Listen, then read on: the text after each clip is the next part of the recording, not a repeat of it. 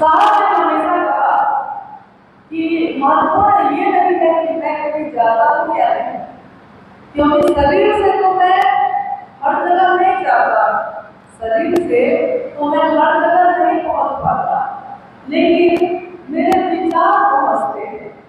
मैंने जो सोचा है ईश्वर हर व्यक्ति के दूर हो जाए, ये संदेश पहुँचता है, और जहाँ भी ये बात पहुँचती है वहाँ मैं भी हो जाता हूँ।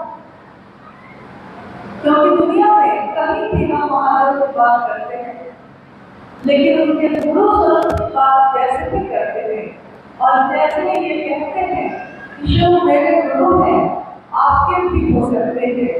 कितनी बार तो ऐसा होता है कि सामने वाला व्यक्ति कहता है कि आप साहब रविंद्र जी की बात कह रहे हैं, देखिए उसको भी पता है कि हम किसकी बात कह रहे हैं। हमारे जीवन में कुछ घटनाएं ऐसी होती हैं जो हमारे मन को बहुत अच्छी तरह समझा देती हैं। मतलब हम कहते हैं ना कि जब तक बोध में नहीं उतरे तब तक वो ज्ञान नहीं होता है। किताबों में पढ़ तो लिया है, लेकिन जाना नहीं है, उसको किया नहीं है। किसी ने बच्चे को कहा है कि आग है वहां मत जाना, आग जल जाएगा, बच्चा नहीं मानता। लेकिन एक बार अगर उसका हाथ जल जाता है फिर उसको बोलने की भी जरूरत नहीं पड़ती है, वो खुद ही आग से दूर हो जाता है। यानी वो आत्मा क्या जो मेरे साथ घट गया, घटित हो गया।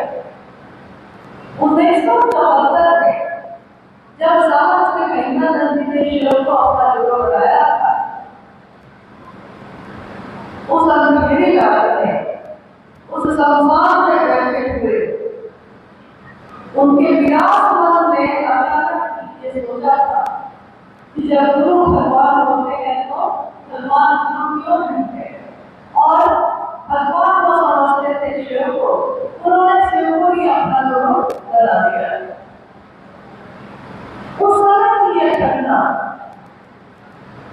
देखने में और सुनने में हम लोगों को जो लगता है, लेकिन जिसके साथ घटित हुआ है अच्छी तरह अगर कोई समझा सकता है, बता सकता है, तो वो खुद जिनके साथ ये घटित हुआ। हम लोगों ने तो कहानी सुनी, अभी आपने सुंदर वैसे सुनी कि साहब ने शिव को गुरु कैसे बनाया, नमः शिवाय हवा के झोंके के साथ आया, नमः सांस पे चढ़ा, शिवाय उतर गया। ये सब हम लोगों ने सुना है, लेकिन उनके साथ जो हम सत्य वर्णन जो पाता है ये घटित हुआ था, घटा था। यानी ये बोधात्मक ज्ञान था जो उनके साथ हुआ। उन्होंने दुनिया से लोगों को भी ये कहा, क्योंकि जब भी हमको कुछ अच्छी चीज मिलती है, अगर मेरा दिल बहुत बड़ा है तो हम उसमें से अपने लिए कुछ रख कर और बचा हुआ थोड़ा सा जो होता है वो दूसरे को देते हैं। लेकिन हम ऐसा नहीं कर पाते कि सारा का सारा ही दे देते हैं। और गुरु दक्षिणा में भी आपने बात सुनी है, गुरु की दीक्षा क्या है, गुरु दक्षिणा क्या है। साहब महिमानंद जी के जीवन में दक्षिण गुरु हुए, नमः शिवाय मंत्र भाव में उतरा। आकाशवाणी ने कहा कि तुम जो करते हो दूसरे को करने को कहो। ये सारी घटनाएं जो हुई और उसके बीच में हर कुछ दिन में कोई न कोई चमत्कार हुए। इन सारी घटनाओं को उन्होंने 3 सूत्रों में जोड़ा है, 3 सूत्रों में। हालांकि उनके जीवन में नमः शिवाय सबसे पहले आया। शिव को उन्होंने माना था 1974 में। नमः शिवाय मंत्र मुजफ्फरपुर के तुर्की में उनकी सांसों में आया था 1975 में, यानी गुरु मानने के 1 साल बाद। लेकिन आप देखिएगा कि तीनों सूत्र में तीसरा सूत्र है नमः शिवाय। आया तो पहले वो था। आकाशवाणी जब हुई है बेगूसराय में जब वो मधेपुरा से बेगूसराय आया है 1986, ये बना दूसरा साहब जी ने सोचा कि ये जो मुझसे कहा गया है कि जो तुम करते हो दूसरे को करने को कहो, तो उन्होंने अपनी तरफ देखा कि मैं क्या करता हूँ। तब उन्होंने पहली बार अपनी तरफ देखकर बोला कि मैं क्या करता हूँ।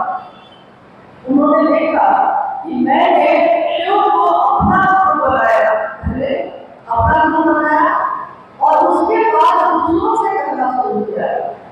आवाज ने कहा है, आकाशवाणी जो हुई है उसमें आवाज आई है कि तुम जो करते हो वो दूसरे को करने को कहो। ये नहीं कहा गया कि तुम जो करते हो दूसरे को कहो, ये नहीं कहा गया। एक शब्द भी अगर इधर से उधर हो जाता है तो पूरे वाक्य का अर्थ ही बदल जाता है। उसने ये कहा तुम जो करते हो दूसरों को करने को कहो। इन्होंने कहा कि मैंने शिव को अपना बनाया था और दूसरों को प्रेरित कर रहा था कि दूसरे भी शिव की तरफ चले। तो पहली बार उन्होंने ये सारी बातें दूसरों के जीवन में भी कहनी शुरू की। साहब जी कहते हैं मंदिरों के शिवालयों के बजते हुए घंटे की मधुर ध्वनि, जब वहां की घंटियां बजती है तो मधुर ध्वनि मेरे कानों में बजती है। मैं यही मधुर ध्वनि हर व्यक्ति के जीवन में खोलना चाहता था। उन्होंने अपनी पुस्तक में भी इस पंक्ति को लिखा है कि शिवालयों से जो घंटी की मधुर ध्वनि आती है, मैं व्यक्ति के जीवन में यही मधुरता बोलना चाहता था। क्योंकि जीवन में क्या है, परेशानी है, बेचैनी है, तलवार है, ईर्ष्या है, जलन है। हम दो बड़े जलन है, लेकिन इस बात में तो एक दूसरे के सुख में हमको दूसरे के दुख को देख के जलन नहीं होता, हम दूसरे के सुख को देख के जलने लगते हैं। तो हमारा जीवन कैसा है, न प्यार है, न खुशी है, न शांति है। आज तक इतिहास में कितने ऋषि मुनि और साधु अपने घरों को छोड़कर जंगलों में चले गए, ये सोचकर कि मेरे जीवन में ईश्वर की प्राप्ति हो, मेरा जीवन सुखी शांत होगा। लेकिन जंगलों में चले जाने के लिए उनको जगत की सारी चीजों को छोड़ना पड़ा है। यानी कभी आपने सुना है कि कोई तपस्या करने गया है, कोई ईश्वर की प्राप्ति करने गया है, तो घर में भी रहता है और साधना भी करता है। आपने नहीं सुना होगा इसका। यानी कि घर को छोड़ता है, गृहस्थ आश्रम को छोड़ता है, अगर शादीशुदा है तो पत्नी और बच्चों को छोड़ देता है, माँ बाप को छोड़ देता है, अपनी संपत्ति को छोड़ देता है, चप्पल जूते भी छोड़ देता है, कपड़े बढ़िया पहनना छोड़ देता है। यानी जगत से जो जो चीजें मिली है सबको छोड़कर और तब जंगल, पहाड़, हिमालय में बैठकर तपस्या करता है। मंत्रों का जप, योग, साधना, जिससे ईश्वर के नजदीक हो सके। शिव की शिष्यता क्या है? साहब ने कहा कि पूजा पाठ का भी हाईटेक है शिव की शिष्यता। कैसे? उन्होंने कहा एक बात कि एक समय था जब हम लोग हाथ के पंखे से, गर्मी अभी है ना गर्मी, तो हाथ के पंखे से हम लोग हवा करते हैं। गर्मी लग रही है तो हाथ के पंखे से ही हवा कर लिया है। तार का पंखा, कपड़े का पंखा, बहुत तरह के भांति भांति के पंखे बनते थे उस समय। जब हम लोग छोटे थे तो देखा करते थे। और धीरे धीरे पंखे का निर्माण हुआ, ceiling fan, table fan, pedestal fan, मतलब पंखों का भी निर्माण हुआ। उसके बाद भी गर्मी लगती रही तो और सुविधा कैसे मिले और ठंडक कैसे मिले, तो कूलर लगा हुआ है आपके चारों तरफ, इस कूलर का निर्माण हुआ। कूलर का निर्माण हुआ, इससे भी बंद नहीं करा तो क्या हुआ, एसी का निर्माण हुआ।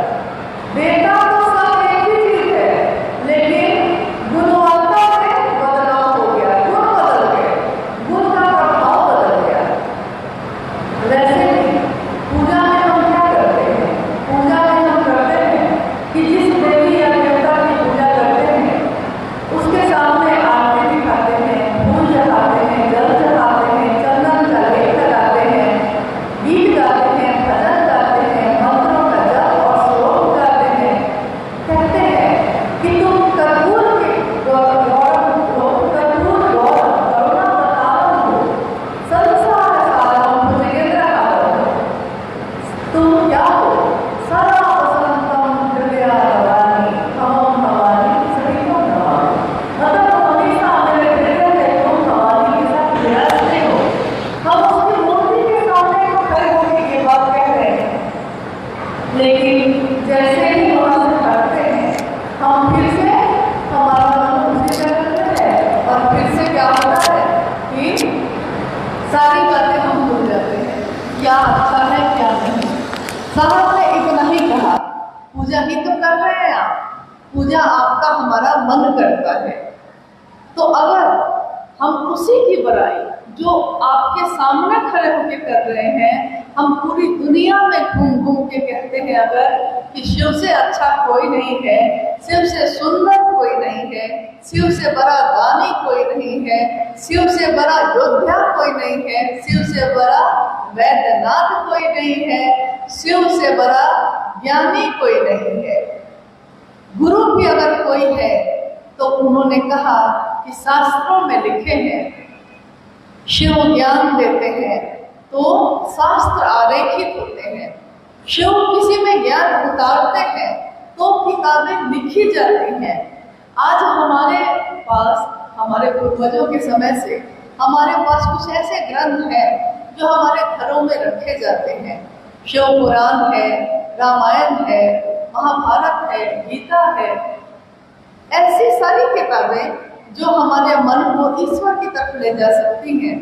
तो हम लोग को पढ़ने नहीं आता है संस्कृत, लेकिन तब भी हम रखते हैं क्योंकि हम सोचते हैं कि इससे हमारा भला होगा।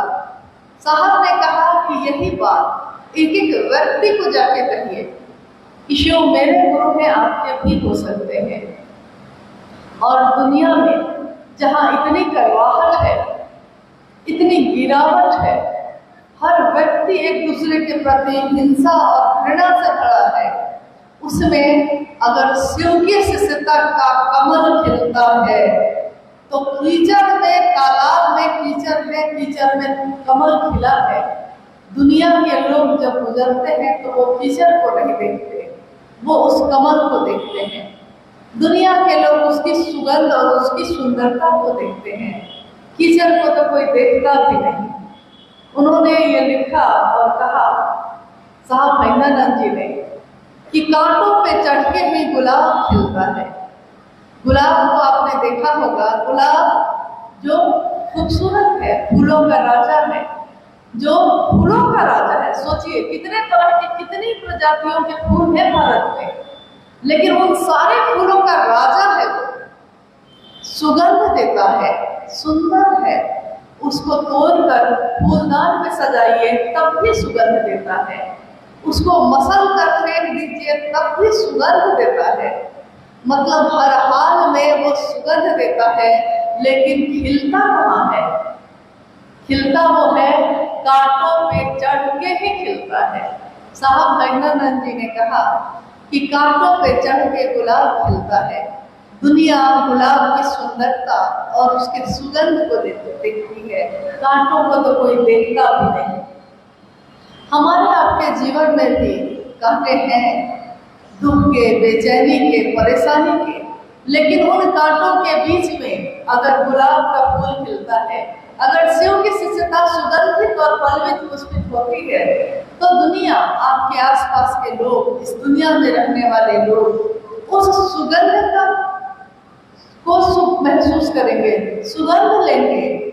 वो ये नहीं देखेंगे कि और आपके जीवन में क्या है, जो सबसे सुंदर चीज है उसको देखेंगे, महसूस करेंगे। ये संगोष्ठी है और मेरा विश्वास है कि आप में से जितने भी लोग हैं वो ऐसे लोग हैं जो अपने अपने क्षेत्र में अपने गुरु का कार्य विस्तार दे रहे हैं। साहब महेंद्रनाथ जी के संकल्प को, साहब महेंद्रनाथ जी के उद्देश्य को, संदेश को लोगों तक पहुंचा रहे हैं और अच्छे मन से पहुंचा रहे हैं। क्योंकि हर जगह जहाँ भी हम लोग जाते हैं, लोग कहते हैं कि गुरु कार्य में काफी गति है, बहुत तेजी से लोग अपने काम को कर रहे हैं, बढ़ रहे हैं। लेकिन जैसा कि आप जानते हैं, अभी मैंने कहा कि फूल भी खिलते हैं लेकिन कांटे भी होते हैं। तो हमारे आपके इस जीवन में भी कुछ कार्य भी है, कुछ कलियां भी हैं, और इसी में से गुजरकर हमको अपने महादेव का काम करना है। कैसे करें, क्या करें, इसके बारे में आइए हम लोग कुछ जिज्ञासाओं पे बात करते हैं। क्योंकि ऐसे अगर कहा जाए तो लगातार कही जा सकती है बात। साहब हरिंदर जी ने जितनी बात आज तक इतने सालों में कही है, उसको अगर कही जाए तो उसका अंत नहीं है, वो होती ही जाती है। एक के बाद एक स्मृति, एक के बाद एक बात याद आती ही है, हम कहते ही हैं। तो आइए हम कुछ जिज्ञासाओं पे बात करते हैं, ताकि हमारे आपके द्वारा आयोजित इस संगोष्ठी का उद्देश्य पूर्ण हो।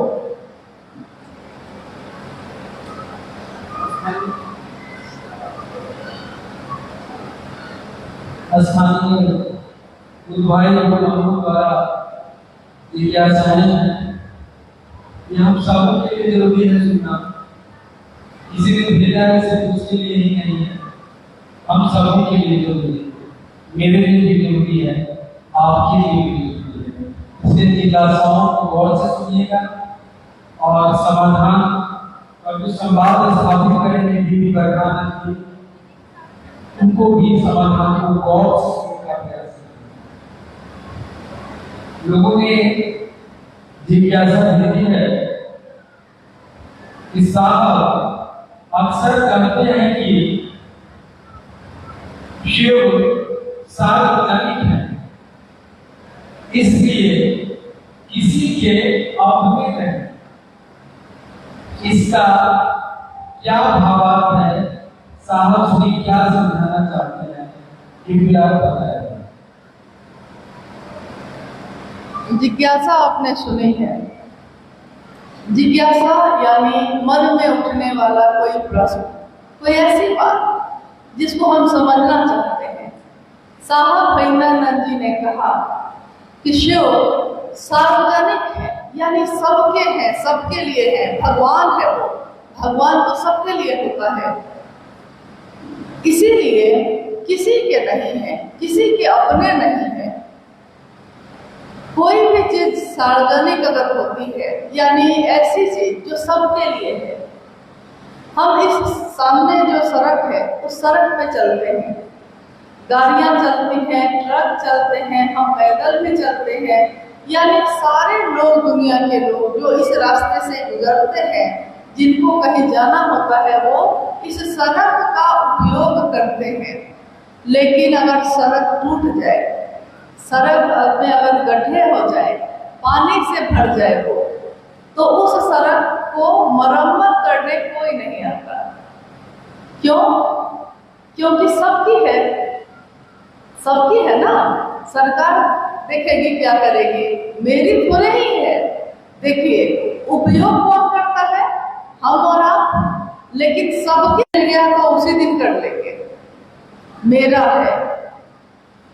यानी सबकी जो चीज है उससे हमको मतलब नहीं है, उपयोग हम करते हैं उसका, लेकिन मेरी सिर्फ नहीं है तो हम उसके बारे में सोचते भी नहीं है, उसकी परवाह भी नहीं करते। भगवान है वो मंदिर में है और जगहों पे है, तो दुनिया के सब लोग जाते हैं उसमें, सब अपने मनोकामनाओं की पूर्ति करते हैं। मेरे नहीं है, सिर्फ मेरे नहीं है, सबके है। सबके है में मामला ऐसा हो जाता है कभी कभी कि 4 बेटा है अगर और माँ एक है, तो चारों बेटा यही सोचता है कि सिर्फ मेरी माँ तो रही है, उसकी भी तो है, उसकी भी तो है, उसकी भी तो है। नहीं, लेकिन कोई कोई ऐसा होता है जो सोचता है कि उसकी है कि नहीं है हमको नहीं मालूम, मेरी तो है, तो दूसरे करेंगे या नहीं करेंगे, हम तो करेंगे। मैंने ये सोचा है, मैं तो करूँगा, क्योंकि मेरी माँ ने मुझको पैदा किया है, मुझको जीवन दिया है, चलना सिखाया है। आज माँ मेरी बूढ़ी है तो मैं तो हूँ जिंदा अभी। दूसरे भाई मेरे करेंगे कि नहीं करेंगे, लेकिन हम तो करेंगे। ऐसा आपके जीवन में, समाज में लगातार आप देखते होंगे, हमारे आपके घरों में ऐसा होता है। देखिए, थी तो वो माँ सबकी, लेकिन जिसने अपना समझा है वो परवाह करता है, वो सेवा करता है। और जिसने बेटा होकर भी अपना नहीं समझा, यानी पुत्र का भाव सो गया है। जब सो ही गया है तो उसको क्या मतलब। कभी कभी अखबार उठाइएगा, देखिएगा कि अखबारों में छपे होते हैं कि अमुक गांव में नशे में धुत होकर बेटे ने टांगी उठाई है और अपने बाप के कलेजे को भी चीर दिया है। क्या हुआ ये, क्या हुआ। बाप और बेटे का जो भाव था, जो अपना समझता था, वो घृणा में बदल गया। इतना ज्यादा हो गया, इतना ज्यादा कि उसने प्राण ही ले लिए, खत्म ही कर दिया। तो शिव सबका है, लेकिन जब तक मेरा नहीं होगा हम उसकी परवाह नहीं करते हैं। महादेव की बात हुई कि नहीं, हम हमेशा अपने ही जिले में आप बैठे हैं तो आप में से, हम में से कुछ लोग कहेंगे कि भैया हमको ना उस गांव में जाके भी महादेव का काम बढ़ाना चाहिए। दूसरा कहेगा वहां के लोग तो हैं, वो करें, हम लोग क्यों जाए, हम ही जाते रहे हर जगह। लेकिन फिर पहला कहता है कि मान लीजिए वो नहीं करेगा तो वहां महादेव का काम नहीं होगा। अगर वहां रहने वाला नहीं करेगा तो मेरे महादेव का काम होगा कि नहीं, इसलिए वो करेगा कि नहीं करेगा, हम वहां जाके करेंगे। और वो चला जाता है, महादेव की बात करके लौट भी आता है। यानी हम ये नहीं सोचते कि अब महादेव सबका है इसलिए हम परवाह नहीं करेंगे। ये एक ऐसा रिश्ता उन्होंने शिव से हमारा आपका बनाया जो आज तक के इतिहास में कभी नहीं बना था। किसी मानव का साक्षात शिव से ऐसा रिश्ता आज तक नहीं बना था कि वो मेरा है। ये भाव ही नहीं था, ये बात मन में उठी ही नहीं थी कभी कि वो मेरा है। हमेशा लगता था कि महादेव तो बहुत दूर है, महादेव तो कैलाश में बैठने वाले हैं, महादेव में हम पूजा करने जाएंगे तो हमको आता भी है कि नहीं। तो हम पंडित जी को खोजते हैं जो संस्कृत बोल सकते हैं, जो पाठ कर सकते हैं, हम उनको खोजते हैं। देखिए, अपना समझने के लिए एक बार साहब की से जुड़ी हुई एक घटना आपके सामने रखना चाहती हूँ। पटना में बेली रोड में साहब के तबादला था उस समय। वहाँ पे एक सरकार की बिल्डिंग है, विश्वेश्वरैया भवन। ज्वाइंट सेक्रेटरी के पद पे थे साहब कैबिनेट में उस समय। और उससे कुछ ही दूरी पे वो घर था जहाँ साहब के साथ हम लोग सब रहते थे। शाम को जब साहब ऑफिस से आते थे तो फ्रेश होकर चाय वाय पीकर छत बहुत बड़ी थी, छत पे चले जाते थे और शाम में वहीं पे चर्चा होती थी। प्रतिदिन का ये नियम था कि शाम में वहां चर्चा होती थी। उस समय दुर्गा पूजा का समय शुरू होने वाला था। कलश स्थापना जो हम लोग करते हैं, दुर्गा पूजा शुरू होने वाली थी अगले दिन। तो साहब ने कहा कि आप लोगों में से कोई कलश स्थापना भी करता है क्या? अगर करता है तो भाई आप लोग चले जाइए, तैयारी करनी होगी कल की। तो गुरु भाइयों ने कहा कि नहीं हम लोग नहीं करते हैं। किसी एक ने कहा कि पंडित जी आएंगे ना, वो कर लेंगे। साहब ने कोई जवाब नहीं दिया। जब चर्चा खत्म हुई, लोग जाने लगे, पहली बार साहब महिमानंद जी ने अपने बगल में बैठे गुरु भाई को कहा कि उठो और मेरी तरफ से सबको प्रणाम कर दो। सामान्य शिष्टाचार भी है कि हम जब किसी से मिलते हैं या किसी के पास से जाने लगते हैं तो हम भी उसको प्रणाम करते हैं, वो भी हमको करता है, यानी एक दूसरे को करते हैं। और आप में से शरीर में रहते हुए साहब महिमानंद जी से कितने लोग मिल पाए हैं? आप में से कितने लोग उनसे शरीर में मिल पाए हैं? अच्छा,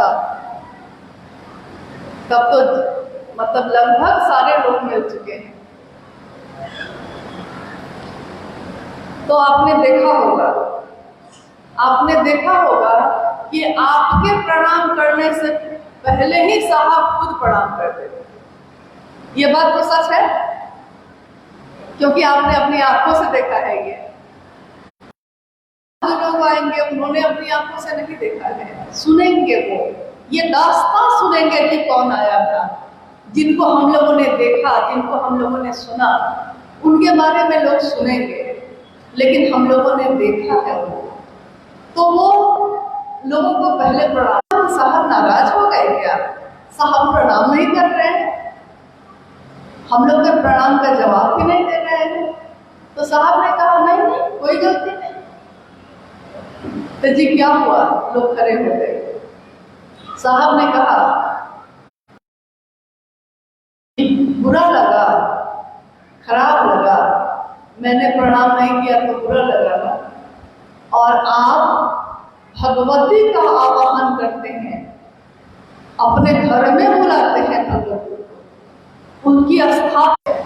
आपको जैसे आता था आप खुद प्रणाम करते, लेकिन आपने अपनी माँ को बुलाया और खुद बाहर घूमने लगे। किसी ऐसे को बैठा दिया है प्रणाम करने जिसके मन में पता नहीं भाव होगा भी नहीं। तो आप महादेव का और भगवती का रोज अपमान करते हैं, और मैंने एक दिन प्रणाम नहीं किया आपको तो बुरा लगा आपको। देखिए वो घटना मतलब कितने साल हो गए होंगे, 2006-7 की बात है ये, कितने साल हो गए, लेकिन आज भी लगता है कि अभी अभी सामने घटित हुआ है। क्योंकि उन्होंने अपने आचरण से सिखा दिया हम लोगों को कि अगर आप किसी को बुलाते हैं तो आपको जो आता है, जैसा आता है, आप खुद करिए। क्योंकि आपने अपनी माँ को बुलाया है, आपने अपने पिता को बुलाया है, आपने अपने गुरु से बात की है, आपने अपने ईश्वर से बात किया। आज तक हम लोग को ये समझ आएगी हम लोग को कि हमको खुद करना चाहिए जैसे आए। यहाँ तक उन्होंने कहा, कुछ लोगों ने कहा कि नमः शिवाय भी नहीं बोल पाते हैं लोग। संस्कृत तो बहुत दूर की बात है, नमः शिवाय जो मंत्र है, कुछ लोग ऐसे भी हैं, ऐसे इलाके में हैं कि नमः शिवाय सही से नहीं बोल पाते हैं।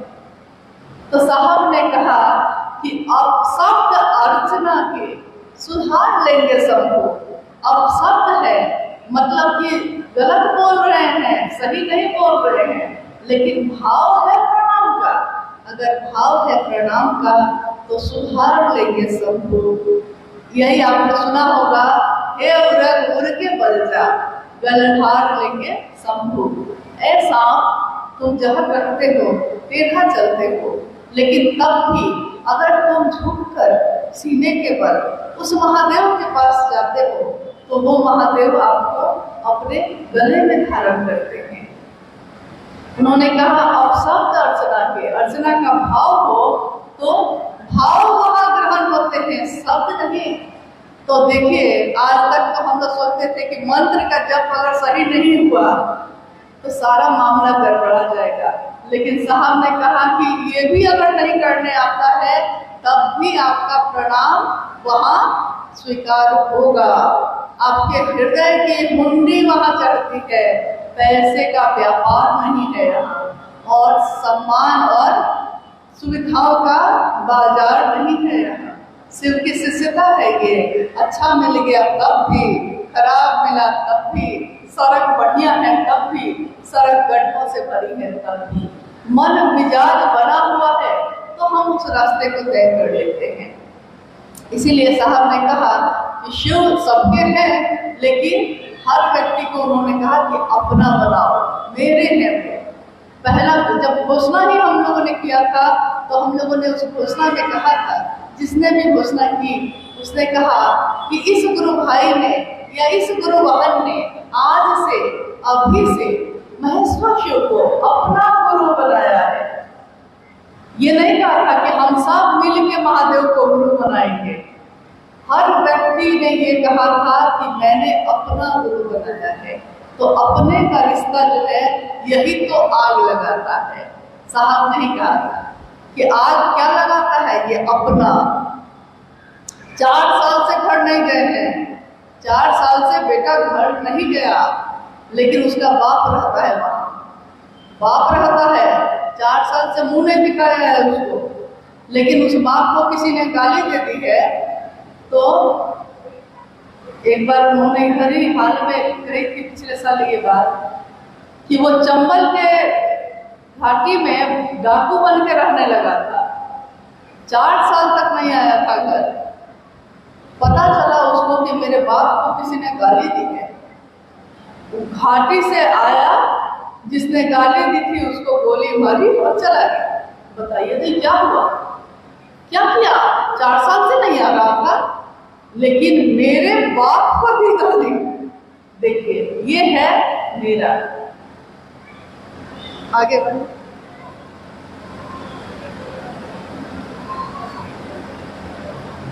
कहने की ऐसा है, साहब श्री के द्वारा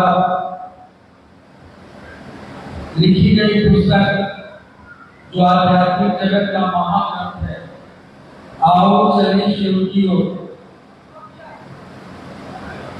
कह रहे हैं गुरु भाई गुरु हम कई सामूहिक जिज्ञासा है कि साहब की पुस्तक में 230 पेज है टोटल, लेकिन इक्का दुक्का लोगों के द्वारा पूरी पुस्तक पढ़कर नहीं समझाने का प्रयास किया जाता है। दिग्भ्रमित करने के लिए हमेशा 202 नंबर पेज का पहला पारा और 204 नंबर पेज का दूसरा पारा पढ़कर सुना दिया जाता है। आओ चले शिव की ओर पुस्तक का, जो यह बात समझ में नहीं आ रही है, कृपया समझाने का प्रयास किया जाए। दीदी से हम सबको गाली दे रहे हैं, तो इसके लिए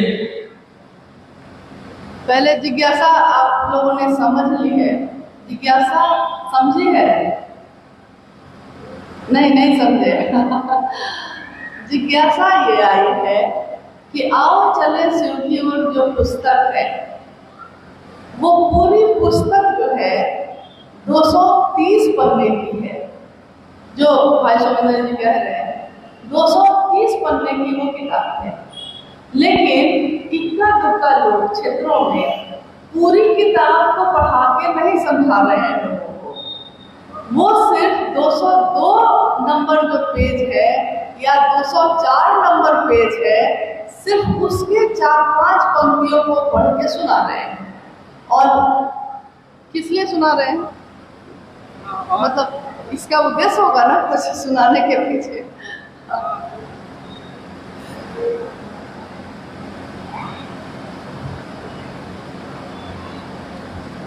हाँ बोलिए। तो संयोग से प्रश्न आने के बाद पुस्तक की व्यवस्था की गई है। मैं साहब श्री की पंक्तियों को पढ़ रहा हूँ, जो एक हृदय की आवाज है, ये सीधे पुस्तक नहीं है। और अनुरोध है आपसे कि आप हम सबको उनके इस भाव। अच्छा, हम आपको थोड़ा सा रोक रहे हैं। मैंने पूछा है कि अगर वो 202 या 204 पेज के कुछ पंक्तियों को अगर पढ़ के सुना रहे हैं, तो सुनाकर समझा क्या रहे हैं, ये तो यही लोग बताएंगे। सुना के समझा क्या रहे हैं, तभी तो उत्तर दिया जा सकता है। इसमें उन्होंने लिखा है कि वह बात समझ में ठीक से नहीं आ रही है, लग रहा है कि समझाने वाला व्यक्ति की मिलावट कर रहा है और सही से नहीं समझा रहा है। तो मैं उन पंक्तियों को पढ़ रहा हूँ जो साहब ने लिखा है। पहला पारा 202 नंबर पे, आओ चले शिव की। हमको नहीं है, हम तो अपना घर छोड़ के आए हैं, हमको नहीं है दिक्कत, लेकिन आपको समझने के लिए समय है ना। समय होने के बाद भी, सामने बैठने के बाद भी, अगर आपका मन मन इन बातों पे नहीं होगा तो हम लोग कितना भी समझा देंगे नहीं समझ पाइएगा। क्योंकि जब ये किताब लिखी गई थी, साहब ने कहा था कि जो दिल से पढ़ेगा वो सब समझ जाएगा, लेकिन जो दिमाग से पढ़ेगा उसको कुछ समझ में नहीं आएगा। तो हाँ, ये भी ठीक कहा सोमेंद्र जी ने कि हम लोग क्यों नहीं उन पंक्तियों को पढ़ के जो साहब से हम लोगों ने समझा उसको आप लोगों तक पहुंचाने का ये प्रयास करें। और मेरा विश्वास है, मुझको याद है कि उसमें क्या लिखा है, अभी वो पढ़ के सुनाएंगे। उससे पहले एक बात आपको कहना चाहती हूँ कि जैसे आपने सुना होगा कि कोई एक ही शब्द लेकिन उसके दो अर्थ होते हैं। ऐसे बहुत सारे शब्द हैं ना, आप लोग को भी पता होगा, ऐसे बहुत सारे शब्द होते हैं। जैसे भोग, भोग मतलब हाँ, सुबह सुबह हम लोग के चाचा जी यही रहते हैं, उन्होंने कहा कि ईश्वर को जब भोग हम लोग लगाते हैं तो हम कहते हैं ईश्वर को भोग लगाना है। लेकिन जब आदमी के बारे में बात करते हैं कि वो भोगी आदमी है, तो भोगी कहने के पीछे बहुत गिरावट वाली बात समझी जाती है। शब्द तो एक ही है, शब्द एक ही है, लेकिन उसके अर्थ अलग अलग है। बोलने वाला किस तरह से बोलता है, इस पे उसका मतलब निकल जाता है उस पे। तो ठीक है, चलिए हम लोग सबको एक थोड़ा सा पढ़ ही लेते हैं आज। क्या बहुत दिन से ये मामला चल रहा है, तो आइए आज हम सब अपने मन को साहब के उस वाणी पे ले जाते हैं जो उन्होंने पूरी पुस्तक में लिखा है। लेकिन क्योंकि मामला बार बार उसी पन्ने पे आके अटक रहा है, तो पहले उसी मामले को ठीक कर लिया जाए और आप मन से समझने की कोशिश करिएगा। हाँ, उस पंक्ति को सुनाइए। साहब लिखते हैं कि जगत गुरु शिव की दया से शिष्यों में जो प्रभाव दिखता है वह जगत को समाहित करता है। मैंने पाया कि ऐसे शिव शिष्य या शिष्याएं एक क्षेत्र विशेष में अपना सिक्का जमाते हैं जिसमें बाहरी शिव शिष्यों का प्रवेश उन्हें अनुचित प्रतीत होता है। अच्छा, शिव भाव से किया हुआ कोई भी काम हम लोग जब करते हैं उसमें पूरा जगत समाहित होता है। मतलब कि पूरा जगत उसमें समेटा जा सकता है हर उस काम को। और उसकी अगली पंक्ति है कि किसी एक शिव शिष्य द्वारा मैंने पाया कि आपको पुस्तक ही देना पड़ेगा। जगत गुरु शिव की दया से शिष्यों में जो प्रभाव दिखता है वह जगत को समाहित करता है। हाँ, ये तो स्पष्ट है कि उनकी दया से शिष्यों में जो दिखता है वो लक्षण गुण आपके मेरे जो भी है उस सारे समाज को, सारे दुनिया को समाहित करता है, मिलाता है। आगे का लिखा है साहब, मैंने पाया कि ऐसे शिव शिष्य या शिष्याएं एक क्षेत्र विशेष में अपना सिक्का जमाते हैं। हाँ, अब देखिए अगली पंक्ति उन्होंने लिखी है कि मैंने पाया है। ये कौन लिख रहे हैं? ये किसने लिखा है? नहीं मालूम आप लोग को? हाँ, ये साहब हैदराबाद जी ने लिखा है कि मैंने पाया है कि कोई शिव शिष्य या शिष्या कोई इक्का दुक्का कोई किसी क्षेत्र विशेष में अपना सिक्का चलाना चाहते हैं। मतलब एक समय में पहले राजा महाराजा जब हुआ करते थे तो जिस राजा का राज्य होता था कि ये राज्य मेरा है, उस राज्य में उसके द्वारा सिक्का निकाला जाता था। यही सिक्का चलेगा क्योंकि उसमें उस राजा की तस्वीर बनी होती थी। तो साहब लिखते हैं कि कुछ इक्का दुक्का शिव शिष्य या शिष्याएं ऐसी हैं जो इक्का दुक्का ज्यादातर लोग बहुत अच्छे मन से करते हैं, लेकिन वहां पे एक न एक, दो न दो ऐसे लोग होंगे जो पूरे ये में एरिया में मेरा सिक्का चले, मुझको लोग जाने, साहब की तरफ से मैं ही नियुक्त हो गया हूँ, ऐसी बातें कह के लोगों को बड़ा प्रभावित करते हैं। सीधे सरल लोग होते हैं, महादेव का नाम होता है तो वो सोचते हैं कि चलो यही भैया आगे रहे, चलो यही दीदी आगे रहे, हमको क्या, महादेव का काम कर लेना है। लेकिन साहब ने पाया, उन्होंने खुद ये पाया है कि ऐसा होता है। जिसमें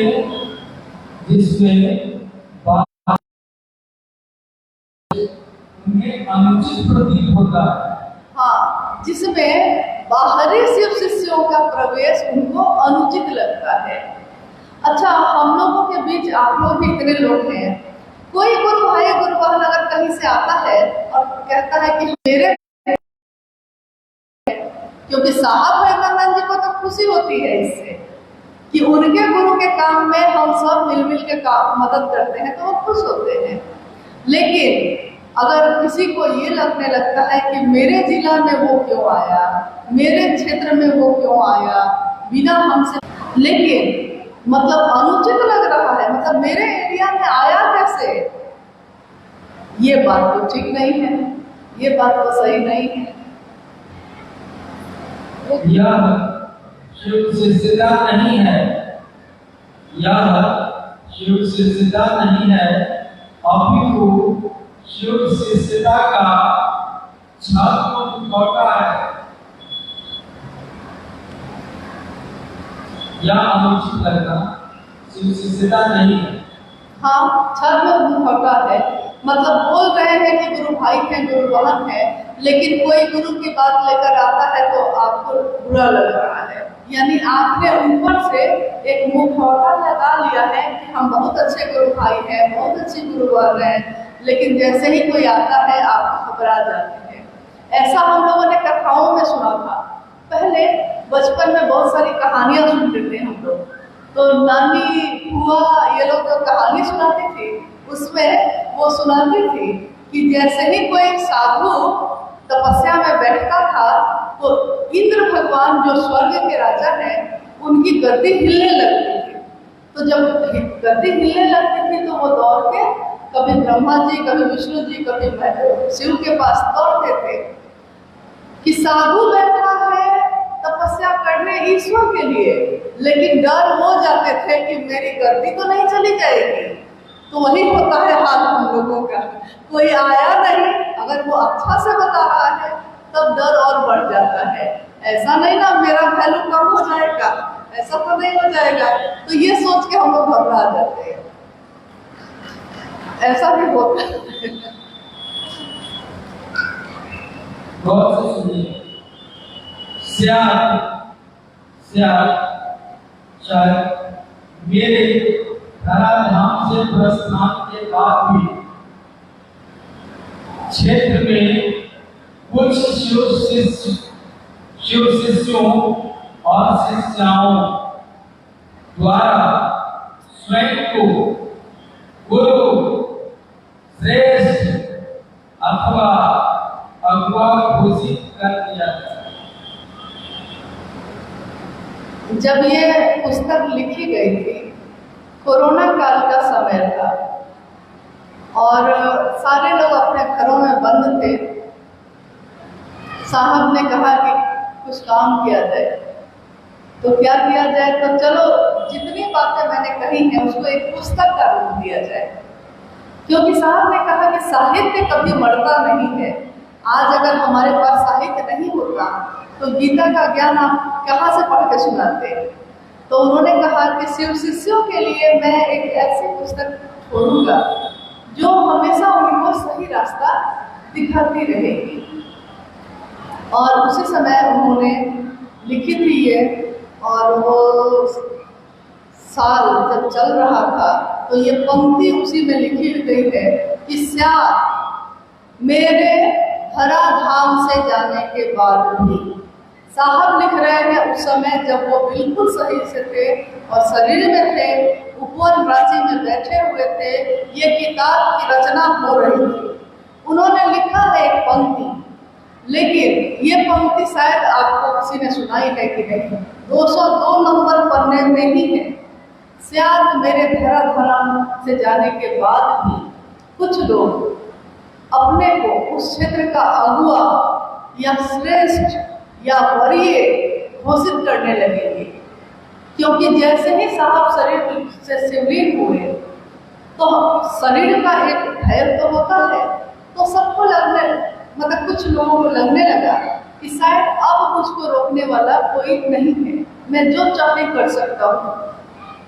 लेकिन उसको उस दिन ये लगा था, साहब हरिनंदन जी को इतने साल पहले ही पता चल गया था कि आगे क्या होगा, तो उन्होंने ये लिख दिया था कि हो सकता है। ये क्या लिखा उन्होंने हम लोगों को सावधान होने के लिए लिखा है, ताकि हम ऐसे लोगों को पहचान सकें, सभी शिव के शिष्य ऐसे लोगों की पहचान कर सकें कि अगर कोई आपको समझाने लगता है कि हम साहब के बहुत नज़दीकी हैं या मेरा यहाँ पहुँच है वहाँ पहुँच है, तो आप सावधान होइए, क्योंकि कोई सही शिव का शिष्य ऐसा काम नहीं करेगा।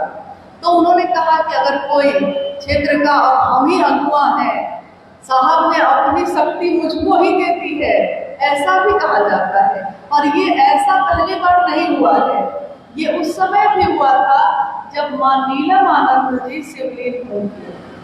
मतलब वो 17 जून 2005 को शिवलीन हुई थी। जब वो शिवलीन हुई थी उसके बाद कभी में कुछ शिव शिष्यों ने इसका भी जिक्र आओ चले शिव की ओर में साहब ने किया है, इस बात को भी लिखा है। आप में से किसी ने इस बात को पढ़ा है? माँ नीलमानंद जी के देहावसान के बाद क्या हुआ, साहब ने इसमें लिखा है आओ चले शिव की ओर में, आपने पढ़ा है इसको? नहीं, मतलब उस पन्ना से इधर से उधर हो ही नहीं रहे हैं, तो पढ़िए ना से। तो उसमें उन्होंने लिखा है कि उसके बाद भी कतिपय यानी किसी ने ये कहा था कि माँ नीलमानंद जी ने अपनी आध्यात्मिक शक्ति ऊर्जा मुझ में दे दी है, क्योंकि हॉस्पिटल में मैं उनके साथ था। किसी ने कहा कि उनकी सेवा में मैं उनके साथ था, उसी समय दे दिया था मुझको। किसी ने कहा कि मुझको ही कह के गई है कि तुम्ही को अब संभालना होगा सब कुछ। हम लोग हैरान हो गए कि ये कब हुआ, हम लोग भी वही थे, ये हुआ कब?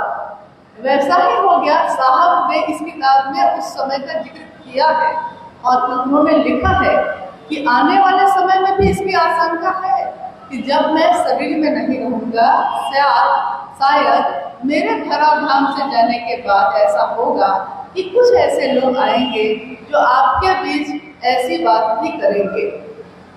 सम्मान, सुविधा और लोग की भीड़ ये किसको खराब लगती है? तो ऐसे लोग आ सकते हैं। उन्होंने सावधान होने के लिए कहा है कि ऐसे लोगों को आप पहचान सकते हैं, खुद ही पहचान लीजिएगा। जल्दी करो। गुरु शिष्य परंपरा में गुरु के देहावसान के पूर्व गुरु द्वारा उत्तराधिकार सौंपने की परिपाटी रही है। किताब भी पढ़ के हम बोल देते हैं, जल्दी होता है, समय लग रहा है। हम लोग थोड़ा इसको जल्दी करते हैं क्योंकि समय कम है और बातें बहुत ज़्यादा हैं। 202 में जिस बारे में ये जिज्ञासा आई है कि साहब ने देखिए इसमें क्या लिखा है। हम में से बहुत लोग पढ़े लिखे नहीं हैं, या अगर पढ़े लिखे भी हैं तो ये हिंदी की अच्छी भाषा में लिखी हुई किताब है, तो बहुत बार शब्द के अर्थ तो हम समझ जाते हैं लेकिन उसका भाव नहीं समझ पाते। मतलब ये क्या क्या के लिए लिखा गया है, क्यों लिखा गया है। तो कुछ जगहों से ये खबर आई थी और यहाँ भी जब हम लोग आए हैं कल से तो बार ये बात सुनने को मिली है कि ये पंक्ति बार पढ़ के सुनाई जाती है। तो मैंने कहा कि चलिए एक बार हम लोग भी साहब के नज़र से इस पंक्ति को आज पढ़ लेते हैं, क्योंकि साहब ने उस दिन कहा था कि जो दिल से पढ़ेगा वो समझ जाएगा कि मैं क्या कहता हूँ, क्या कह रहा हूँ। इसमें लिखा है, गुरु शिष्य परंपरा में गुरु के देहावसान के पूर्व गुरु द्वारा उत्तराधिकार सौंपने की परिपाटी रही है। यानी हमारे भारतवर्ष में या और जगहों पे भी जहाँ भी गुरु शिष्य परंपरा होती है, उसमें अगर गुरु शरीर से जाने लगते हैं यानी वृद्ध हो जाते हैं, तो उनको लगता है कि अब मेरे जाने के बाद कौन संभालेगा, तो वो अपने शिष्यों में से किसी एक को उत्तराधिकारी बना देते हैं। ये बात तो आपने सुनी होगी, कभी ना कभी सुनी होगी। अब इस पंक्ति को पढ़ने के बाद, ताकि गुरु परंपरा चलती रहे, पहली बात तो इसमें ये आती है कि हाँ, जो बार बार ये पढ़ के सुना रहे हैं, वो ये कहना चाहते हैं कि देखिए, साहब ने साफ कहा है कि कोई यहाँ नहीं है उत्तराधिकारी, कोई यहाँ नहीं है वरीय, कहीं जाने की जरूरत नहीं है, यहाँ तक कि साहब के यहाँ भी जाने की जरूरत नहीं है। ऐसा भी सुना है मैंने। आप लोगों ने सुना है? किसी ने कहा है आपको? ये कहा होगा जरूर। लेकिन अब हम लोग आते हैं इस बात पे, ये पंक्ति साहब ने किसके लिए लिखी है? गुरु शिष्य परंपरा जो देह में चलती है। शरीर में अगर कोई गुरु है तो वो गुरु जाएंगे तो किसी शिष्य को उत्तराधिकारी बनाएंगे। लेकिन हमारे गुरु कौन है? हमारे गुरु कौन है? शिव। शिव शरीर में है, शिव शरीर में है, कभी रहे क्या, आए क्या? कण कण में है, लेकिन शरीर में गुरु बन के तो आए नहीं हो। और शिव के मौत की खबर आई है, शिव बूढ़े हो गए हैं, अभी तक तो पता नहीं चला है। तो ना तो हम लोग के गुरु कहीं गए हैं और ना जाने का कोई सवाल है। तो जब गुरु जाएंगे ही नहीं तो उत्तराधिकारी होगा कौन यहाँ? कोई नहीं। कौन है? कोई है उत्तराधिकारी? और एक कल शाम में मैंने एक घटना बताई, ये भी साहब की बताई हुई बात है कि बहुत बार जो नहीं हुआ है उसी की चिंता में हम लोग दुबले होते जाते हैं। जो हुआ भी नहीं है, जो होने भी नहीं जा रहा है, लेकिन हम लोग चिंतित हो जाते हैं पहले कि अरे बाप रे, ऐसा तो नहीं कि साहब शरीर में नहीं है तो कोई बन जाएगा अगुआ, कोई बन जाएगा श्रेष्ठ, कोई बन जाएगा उत्तराधिकारी। जी नहीं, ऐसा कभी नहीं होगा। और ना तो साहब हरिनानंद जी ने शिव के शिष्यों को ये ज्ञान दिया है कभी, उन्होंने कभी नहीं कहा।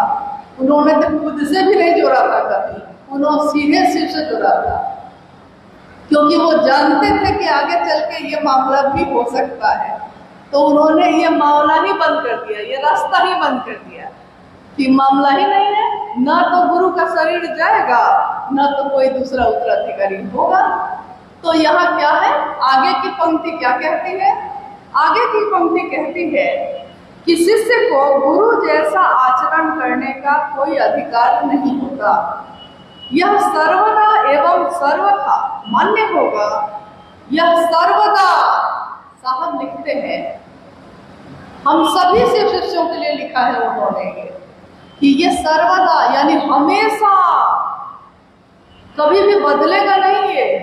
यह सर्वदा सर्वथा मान्य होगा कि अगुआ यानी आगे कौन है, सबसे आगे कौन चल रहा है? वो श्रेष्ठ एवं मार्गदर्शक यानी रास्ता दिखाने वाले,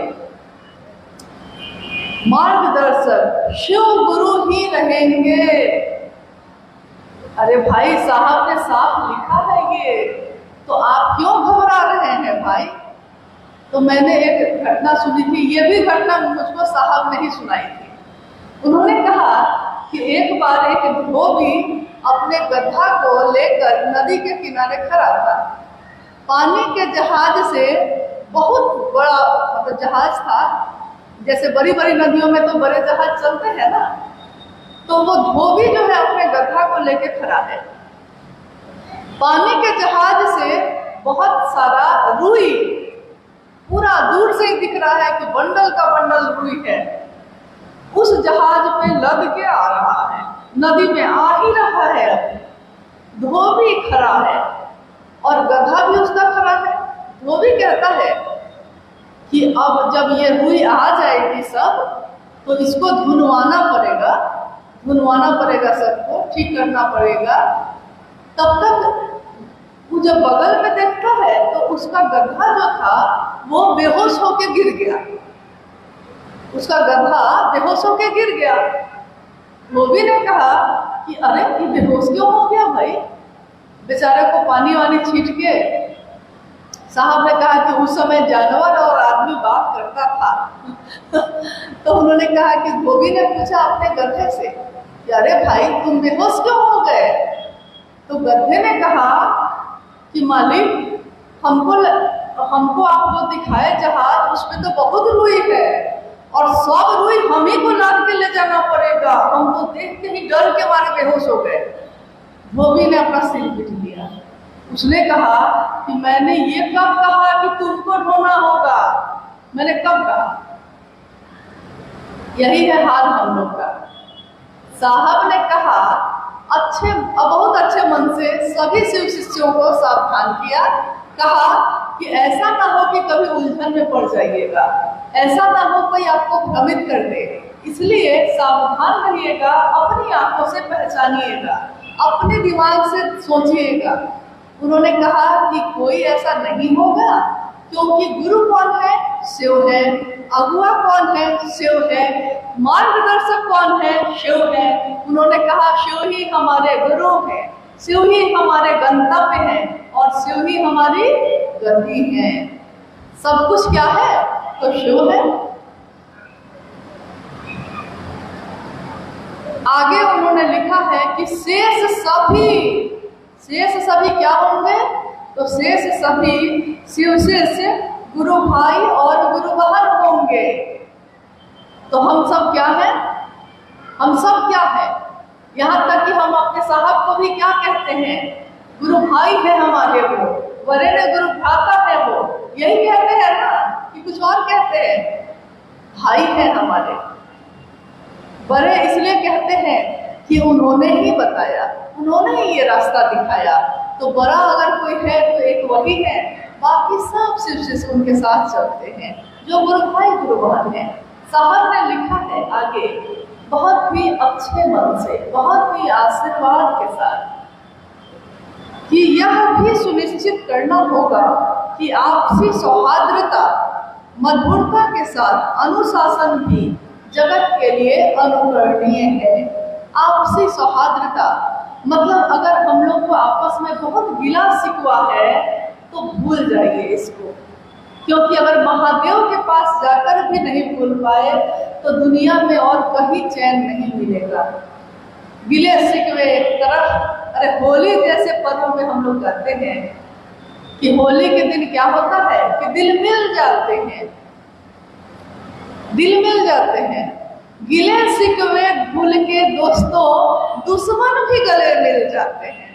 होली में ऐसा हो सकता है तो शिव शिष्यता में ऐसा क्यों नहीं हो सकता है कि गिले शिकवे भूल कर क्यों नहीं हम लोग गले मिल सकते हैं? क्यों नहीं एक साथ चल सकते हैं अपने साहब के साथ, अपने शिव की ओर?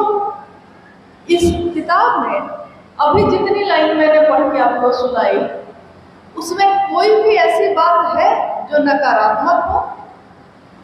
लेकिन अगर कोई आपको ये पढ़ के सुनाता है, अब है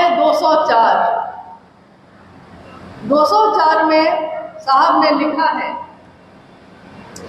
कि संभवतः, इसमें भी वही बात है, संभवतः भविष्य में इक्का दुक्का शिव शिष्य एवं शिष्याओं द्वारा क्षेत्र विशेष में स्वयं को स्वयंभू या क्षेत्राधिकारी अथवा उत्तराधिकारी की भूमिका में प्रस्तुत किया जाए। साहब लिखते हैं कि हो सकता है, संभवतः भविष्य में ऐसा हो सकता है कि मैं शरीर में नहीं होऊंगा तो करोड़ों लोगों की संख्या है आज शिव के शिष्यों की, तो कोई भी सोचने लग सकता है ना ऐसा कि क्यों नहीं ये सारे लोग मेरे अंडर में आ जाए, मेरे पीछे आ जाए, ऐसा सोच के कोई कर सकता है ऐसा। तो सावधान रहना है हम लोगों को। ऐसे लोग प्रत्यक्ष अथवा परोक्ष ऐसी भूमिका का प्रदर्शन कर सकते हैं। प्रथमतः यह स्मरण रखना है कि आध्यात्मिक ऊर्जा का जागतिक लालसाओं की पूर्ति के निमित्त प्रयोग सर्वथा निषिद्ध है। आध्यात्मिक ऊर्जा का जागतिक लालसा के लिए प्रयोग सर्वथा निषिद्ध है। यानी जब हम अध्यात्म के रास्ते पे बढ़ते हैं तो शिव की ऊर्जा कम मात्रा में ही सही, छोटे छोटे अंशों में ही सही, लेकिन हम में आप में उतरती है। आपने देखा होगा कि आपका मन पहले से अच्छा हो गया है, आपका मन पहले जो था वो अब शांत हो गया है। पहले जिसका चेहरा देख नहीं पाते थे, अब उसके साथ बैठ के खा भी लेते हैं। गुस्सा भी है लेकिन खा भी लेते हैं। इतना तक तो बदल गया है नहीं, यानी बदला है।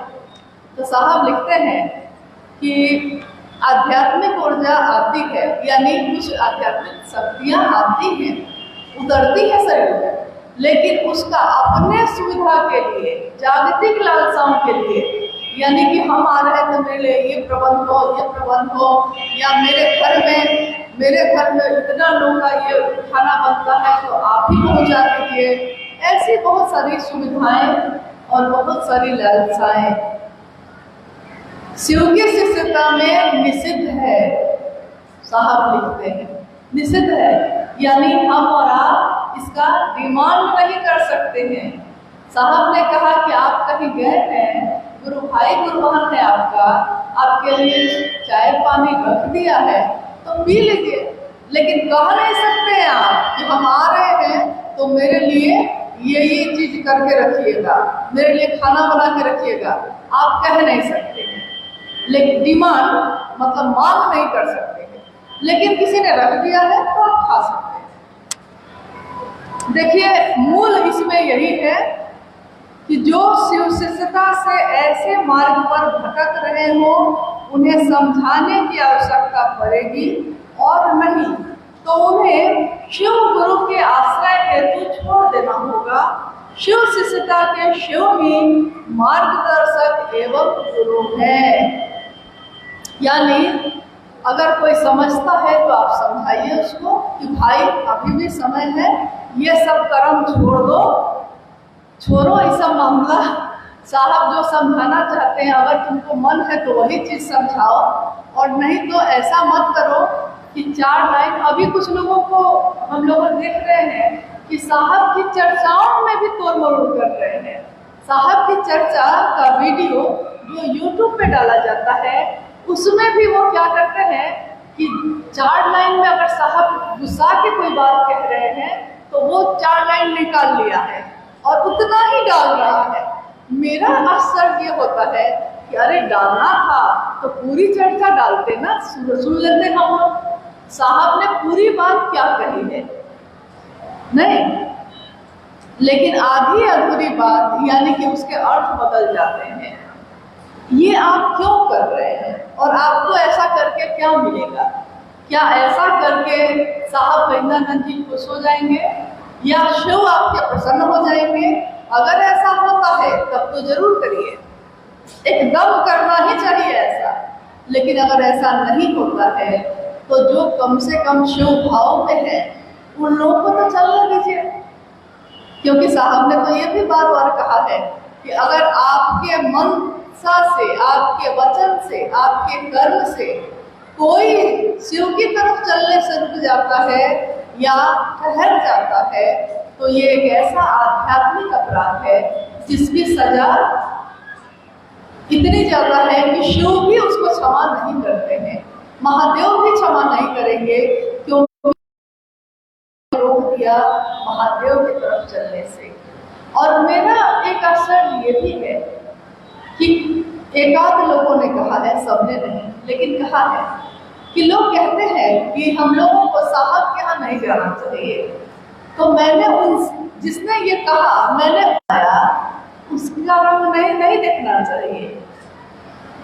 तो दोष उसका नहीं है जो हमको आपको ये कहता है, दोष हमारा है, क्योंकि हम पे दूसरे का रंग कैसे चढ़ रहा है, ये तो नहीं होना चाहिए था। दूसरे का रंग हम पे चढ़ा कैसे। अभी होली की बात की मैंने, होली में एक दो बार मैंने देखा कि एक पेंट जैसा रंग होता है, अगर कोई पहले आके उसको लगा दे चेहरे पे तो उसके बाद उस पर कोई दूसरा रंग नहीं चढ़ता है ना। पूरा चेहरा चमकने लगता है भूत की तरह एकदम, और उस पे लाख लोग, लाख अंत में क्या होता है कि दूसरे जो है रंग लगाना भी थक जाते हैं, कहते हैं कि तुम्हारे चेहरे पे तो ऐसा रंग चढ़ा है कि हम लोग का रंग बर्बाद हो जाता नहीं। हाँ, इसको पढ़िएगा, इस पुस्तक को पढ़िएगा जरूर, लेकिन पूरा पढ़िएगा, आधा नहीं। आधा से अर्थ से अनर्थ हो सकता है, और नहीं समझ में आए समझने की कोशिश करिएगा। आगे हम लोग और जिज्ञासाओं पे जाते हैं। और जिज्ञासा है इसी पावन पुस्तक से एक गुरु भाई की जिज्ञासा है, पेज नंबर 210 है। पेज नंबर 210 में साहब लिखते हैं कि व्यक्ति के ध्येय की प्रत्यक्षता पर शिव अनुगामी चिन्मय भाव का संधान किया गया। शब्दों का अर्थ समझ में नहीं आ रहा। इसी चूंकि आज पुस्तक पे ही बात हो गई और अच्छा ही है। साहब की बोली बात, साहब की लिखी बात, साहब की सोची हुई बात हम सभी शिव शिष्यों के जीवन का आधार है, क्योंकि अगर हम उस मुख्य राह पे चलते हैं तो हम सब उनके साथ चल रहे हैं, लेकिन अगर राह भटक गए तो जंगल में कहाँ भटकेंगे कुछ पता नहीं है। 210 नंबर पेज कहा आपने। हाँ, इसी में आओ चले शिव की ओर में। साहब ने लिखा है कि शिव के शिष्यों का उद्देश्य क्या होना चाहिए। शिव के शिष्यों का उद्देश्य क्या है, और उसको अपनी दृष्टि को, अपनी सोच को, अपने मन को कहाँ, किस बिंदु पे एकाग्र करना चाहिए। इसी के लिए उन्होंने ये पंक्ति लिखी है। ये पंक्ति कहती है कि व्यक्ति के ध्येय की प्रत्यंचा पर, पढ़िएगा तो समझ में ही नहीं आ रहा है कि क्या लिखा हुआ है। क्या समझ में आया? समझ में नहीं आया, लेकिन साहब ने समझाया था। ये व्यक्ति यानी इंसान, ध्येय यानी कि उद्देश्य, उसकी मंशा क्या है। साहब ने कितनी बार कहा होगा क्या कि आपकी मंशा क्या है, आपकी नियत क्या है, आप चाहते क्या है, सो न बोलिए। साहब ऐसे ही पूछते थे कि अरे आप चाहते क्या है, सो न बोलिए। तो सामने वाला कहता था जी हम चाहते हैं कि आप मेरे यहाँ भोजन कर लीजिए। उससे पहले वो कहता रहता था कि उधर से ही आप जाने वाले हैं, हम वहाँ रहते हैं। तो साहब पूछते थे कि अरे तुम चाहते क्या हो, तब वो सीधे मुद्दा पे आ जाता था कि हम चाहते हैं कि आप वहाँ रुक के मेरे यहाँ भोजन कर लीजिए। तो साहब ने कहा सीधे सीधे यही बात न कह देते, यानी मुख्य बिंदु क्या है आपकी चाहत का। शिव को हम लोगों ने गुरु बनाया है, हम शिष्य बने हैं। शिव के शिष्यों का मुख्य उद्देश्य क्या है। व्यक्ति, हर व्यक्ति, मैं, आप में का हर व्यक्ति अपने ध्येय यानी अपने उद्देश्य की प्रत्यंचा पर, यानी कि आपने देखा होगा और झारखंड में तो बहुत ज्यादा है, तीर और धनुष देखा है। तीर धनुष तो चलाया भी होगा। तो तीर और धनुष जो होता है, तो वो जो धनुष, वो क्या कहते हैं उसको, जिस पर तीर को लगाया जाता है, धनुष ना, धनुष। हाँ, तो वो जो धनुष होता है ऐसे, जो नहीं सुना है कभी कि राम और रावण वाली कहानी जब पढ़ते हैं तो दशरथ के यहाँ शिव का धनुष था, तो राम ने उठाया और उस धनुष को तोड़ दिया। सुना है ना आपने? वही धनुष जो है कि डोरी जब हम लोग खींचते हैं और उस पर तीर चलाते हैं, तीर लगाते हैं।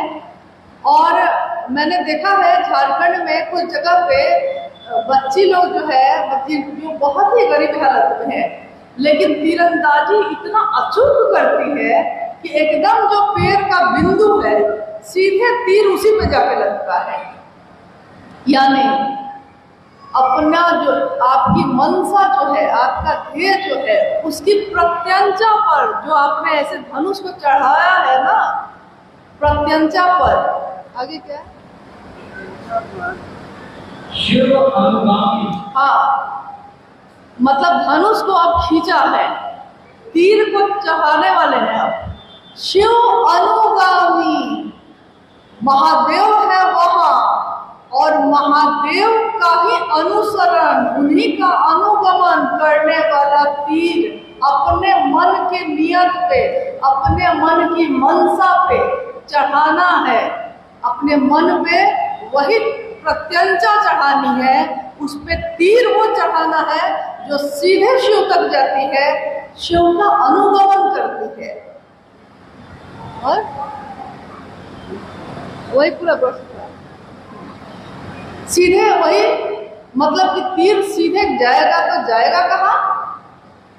सीधे शिव तक जाता है। साहब ने इस पंक्ति में यही लिखा है और उन्होंने ये भी लिखा है उसी पन्ने पे जहाँ से ये बोला गया है कि मैं शिव का शिष्य हरिंद्रानंद, उन्होंने अपने बारे में लिखा है उसमें कि मेरा मन अपने गुरु शिव से साष्टांग, यानी कि साष्टांग होता है कि नहीं, एक होता है हाथ जोड़ के प्रणाम करते हैं किसी को, एक होता है पांव छूकर ऐसे प्रणाम करते हैं, और एक होता है कि पूरा लेट जाते हैं, शरीर को ही लिटा देते हैं, पूरा साष्टांग प्रणाम एकदम, मतलब पूरा समर्पण, पूर्ण समर्पण के साथ प्रणाम।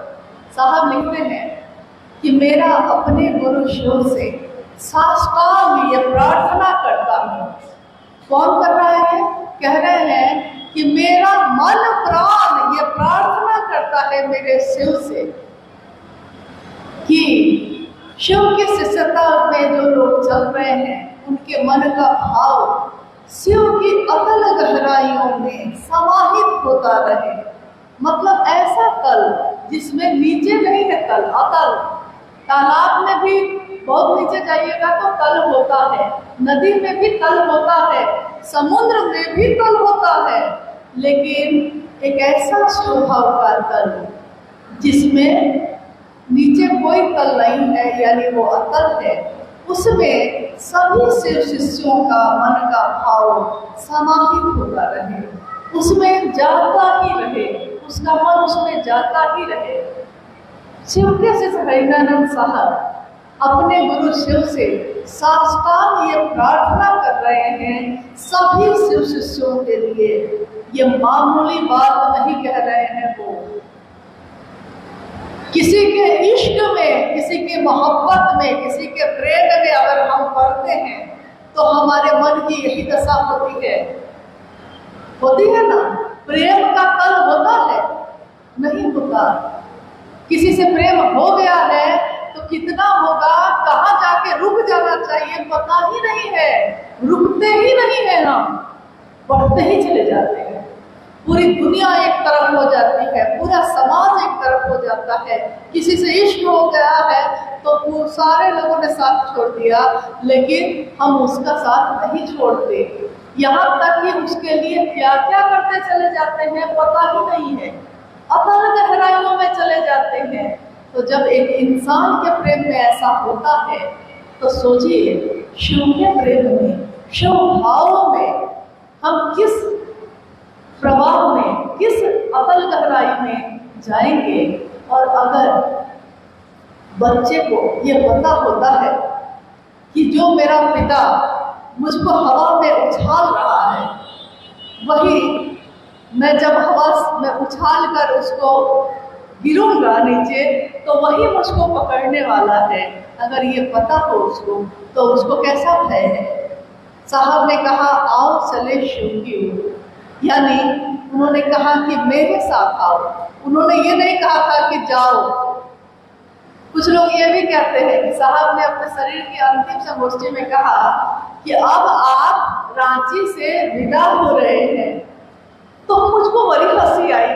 अरे भाई, जब साहब पटना में रहते थे और बाहर से लोग आते थे, तो जब जाने लगते थे संगोष्ठी से, तो साहब कहते थे ये बात कि अब आप लोग पटना से विदा हो रहे हैं, अब आप लोग अपने अपने जगह पे जाके ये काम करिए।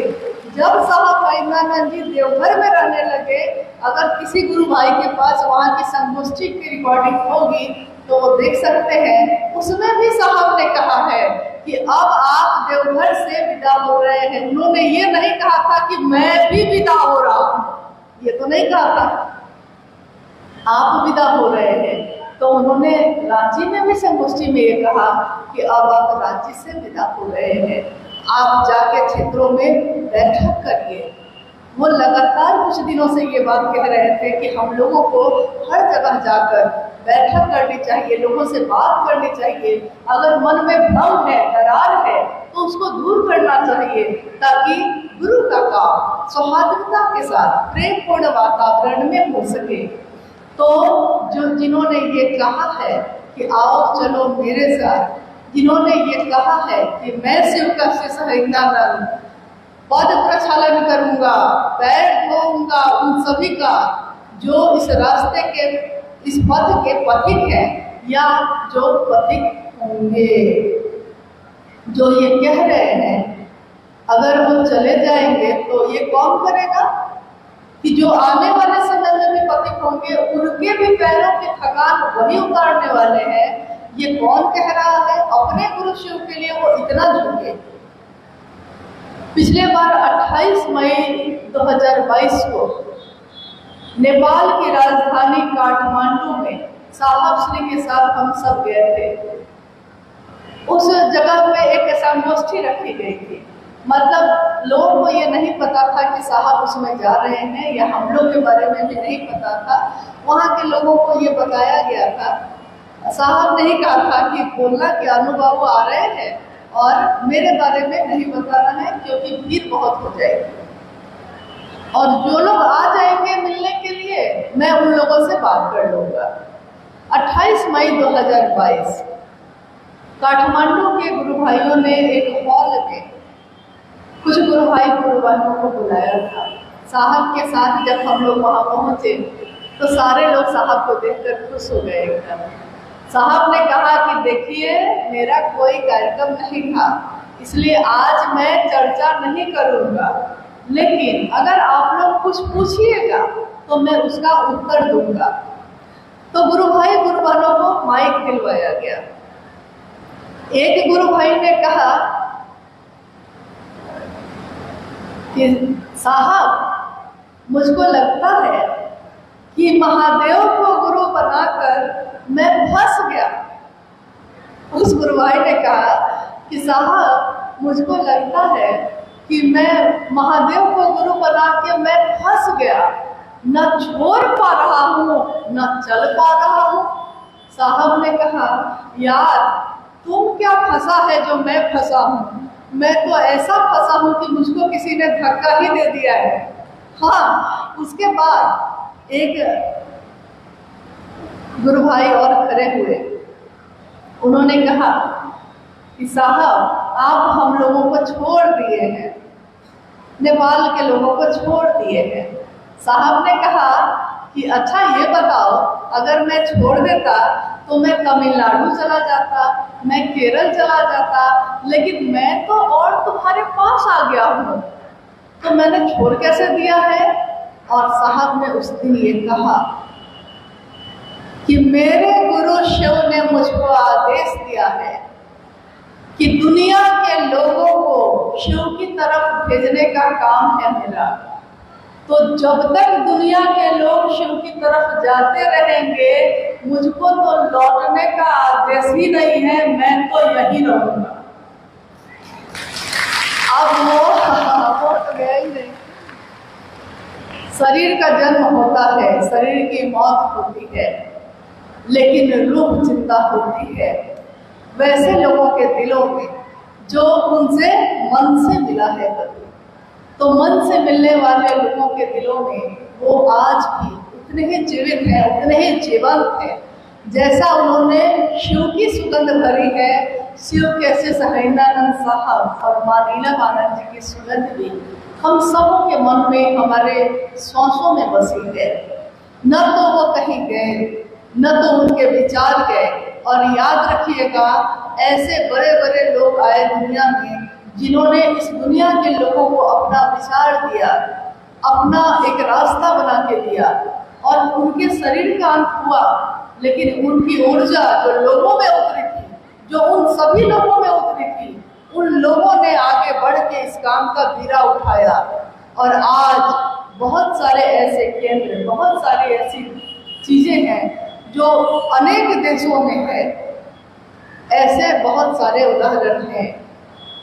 साहब फैंदानंद जी का ये विचार, साहब फैंदानंद जी का ये संदेश, शिव जन जन के गुरु हो जाए, भगवान शिव सबके गुरु हो जाए, ये एक ऐसा संदेश है जो हम सबको, हर व्यक्ति तक पहुंचाना है। अब हम लोग के पास दो रास्ते हैं।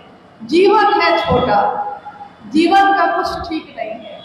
कब कौन है और कब किसके शरीर का अंत होगा, मेरा कब होगा हम भी नहीं जानते, आपका कब होगा आप भी नहीं जानते। तो बाकी सब पचड़े में हम पड़े हैं, लेकिन जीवन कब खत्म होगा पता ही नहीं है।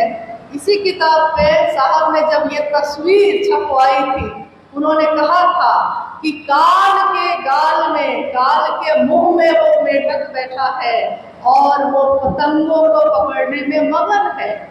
उसको पता ही नहीं है कि जैसे ही काल अपना मुंह बंद करेगा उसका जीवन खत्म। तो उतना ही पतंगों को पकड़ो जिससे पेट भर जाए। हम लोग को भी उतना ही काम करना चाहिए जीवन में जितना में निर्वाह हो जाए। निर्वाह हमारा हो जाता, जो थोड़ी सी दया तुम कर देते तो निर्वाह हमारा हो जाता। महादेव मेरा निर्वाह हो जाए, बस इतनी ही कोशिश करनी है। और मैंने ये कहा कि जीवन छोटा है, तय करना होता है हम लोगों को। अब आगे का जीवन हम लोग को कैसे जीना है, या तो हम एक दूसरे को खींच खींच के किसी को भी नहीं चलने दे आगे, ऐसा होता है। जैसे हम नहीं चलेंगे, हम तो नहीं ही चलेंगे, लेकिन आप जो चल रहे हैं तो आपका पैर भी हम कैसे तोड़े, हम इसी की कोशिश में लगे हैं। हम भी नहीं चल रहे हैं, आपको भी चलने नहीं दे रहे हैं। एक जीवन ऐसा होता है, और एक जीवन ऐसा होता है साथी हाथ बढ़ाना। एक अकेला थक जाएगा, मिलके साथ बढ़ाना। एक ये भी रास्ता है कि हम सब एक दूसरे का हाथ थामे और अपने शिव के तरफ अपने साहब के साथ चले, प्रेम से, सौहार्दता से, एक दूसरे का साथ देकर।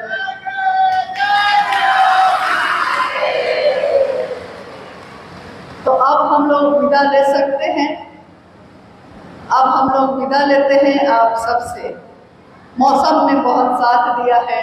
कहते हैं कि अच्छा मन हो आपका, अच्छी नीयत हो, अच्छी मनसा हो, तो सारी कायनात आपका साथ देती है। आप सभी के चरणों में मेरा प्रणाम है। आप अभी शांति से थोड़ा 2 मिनट और बैठे रहिए। कार्यक्रम अब संपन्न होने वाला है। आभार समापन होने के बाद आप सब धीरे धीरे अपने घर को प्रस्थान करिएगा। आप सभी के चरणों में